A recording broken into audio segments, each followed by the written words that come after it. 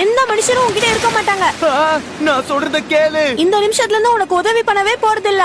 உனக்கு என்ன தோணுதோ நீயே அதை செஞ்சுக்கோ. ஆள விடு.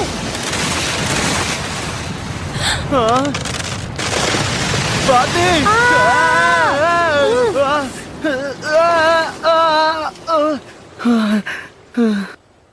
பாத்தல, நான் சொன்னதுல இப்ப உண்மையா போயிடுச்சு. நீதான் காரணம். அப்படின்னா இதுக்கு காரணம் நான் தானா? ஆமா, அதுக்கு வாழ்த்துக்கள்.